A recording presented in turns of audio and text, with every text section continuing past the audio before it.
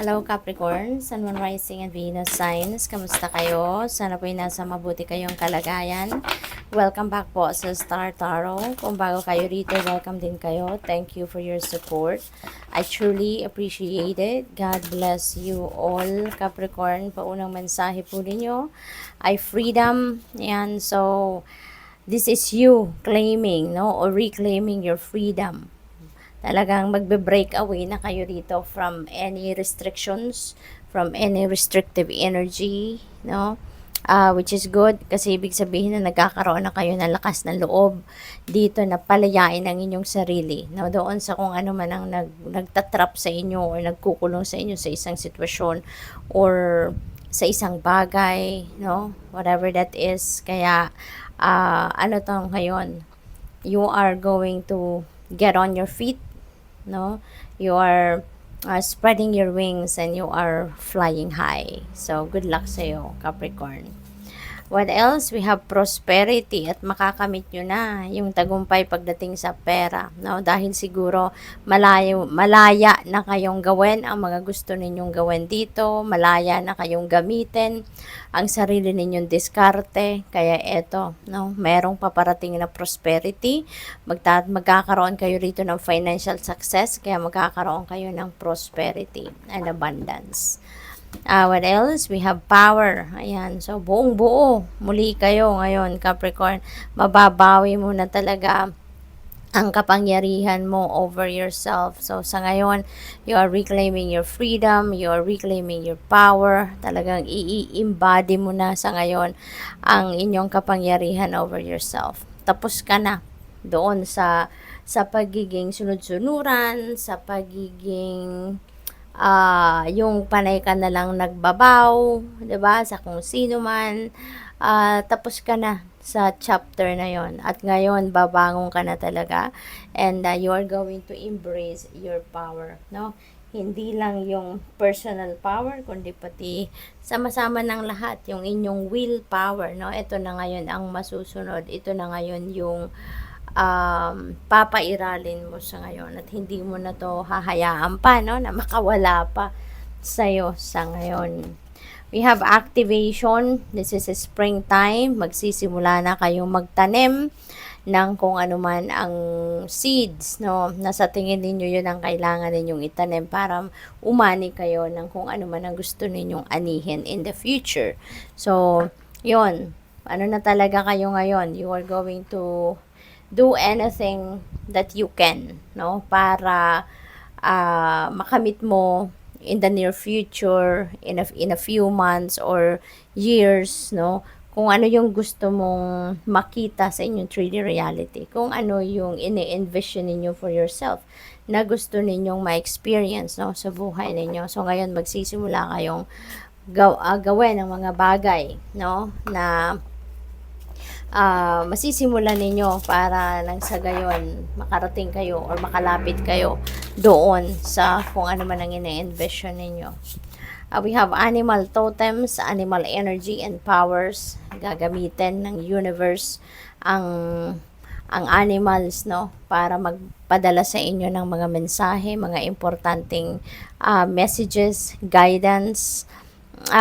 Yung animal totem na to, Capricorn, you can say that a specific animal is your animal totem kasi ito yung gagamitin ng divine universe na magpadala ng specific na message para sa iyo.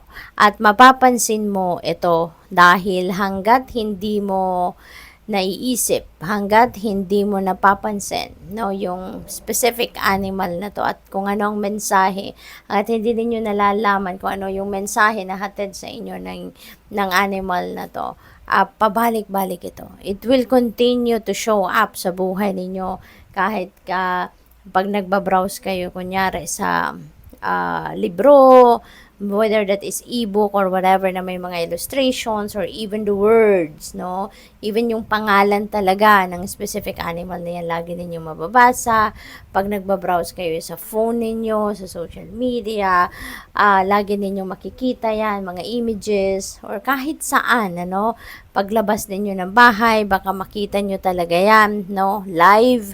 So, pwedeng ganon, no? It will continue to show up sa buhay ninyo in different ways hanggang sa malaman mo, no? Na this is a message para sa iyo. This is a sign na pinapadala sa iyo ng Divine Universe. Ang masasabi mo yan na that is your animal totem, no? At i-google ninyo yan, ano, i-research ninyo. Ano yung symbolism ng animal totem na yan? Yung specific animal na yan, ano? Dahil merong specific na mensahe ang Divine Universe para sa iyo using your animal totem. What else? We have ascended masters. Ang ibig siguro sa inyo, meron kayong pinagdadasalan, ano, ng mga ascended masters. At specific din, ano, ang dinadasal mo sa kanila. You are praying for specific intentions, no, doon sa kung sino man ascended master na yan. Mga saints, mga ganon, no. So, good luck sa iyo dyan. We have ancestors, ayan, historical connections and purposes. So, you are definitely connected, highly connected with the spirit realm, no? Ascended masters, yung ancestors ninyo, siguro lagi talaga kayong merong hinihingi sa kanila or nagpe-pray kayo for guidance or naghihingi kayo ng signs, depende sa kailangan ninyo sa kanila, 'di ba? Sila yung nilalapitan mo because siguro you already have history with them na kung sino man yung specific na dinadasalan mo, siguro once in your life natulungan ka na niya. Once in your life may miracle na kayong natanggap from that, no? What else? We have prosperity. Look at that, Capricorn. Dalawa na yung prosperity card. So, most likely, karamihan siguro sa inyo rito magkakaroon talaga ng kaperahan, kaluwagan sa pera, financial freedom, financial opportunities, financial blessings, abundance, financial successes na matatanggap kayo sa ngayon, no? Doble-doble yung prosperity card niyo. Meron kayong abundance card and success.